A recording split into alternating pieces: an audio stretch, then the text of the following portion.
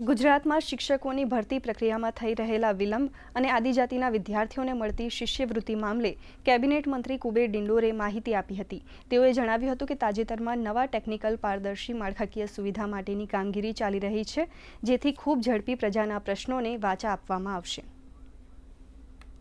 અત્યારે જે ભરતી પ્રક્રિયા ચાલે છે એ આપણા વિભાગ દ્વારા આપણે ઓનલાઈન કરીએ છીએ। મેરિટ પ્રમાણે આપણે વિદ્યાર્થીઓને ઓર્ડરો આપીએ છીએ। જે કઈ સંસ્થાઓ મનમાની કરશે તો એમાં નિયમો અનુસાર જે કંઈ કરવાનું થશે, આપણું શિક્ષણ વિભાગ હોય કે આદિજાતિ વિભાગ હોય એ દિશામાં આગળ વધશે અને એમાં અમે હકીકતલક્ષી રિપોર્ટ મળે એના પછી આગળની કાર્યવાહી કરીશું। હવે જે બધું જ આપણે જે પોર્ટલ પર આગળ વધી રહ્યા છે, એડમિશન હોય, આદર્શ શાળાના એડમિશન હોય, ફ્રીશીપ કાર્ડના હોય કે આપણા જે શિષ્યવૃત્તિની બાબત હોય, બધું જ ઓનલાઈન પોર્ટલ પર છે। એટલે એમાં જે કે નાની મોટી ત્રુટીઓ અથવા જે સમય જે આપણે લઈએ છીએ એ બધી જ વ્યવસ્થા કરીને કોઈની શિષ્યવૃત્તિ પૂરા ગુજરાતમાં નિયમ પ્રમાણે હશે, એને કોઈને જે મળવા પાત્ર છે મળશે, કોઈની બાકી રહેશે ને એના માટે અમારો વિભાગ કાર્યરત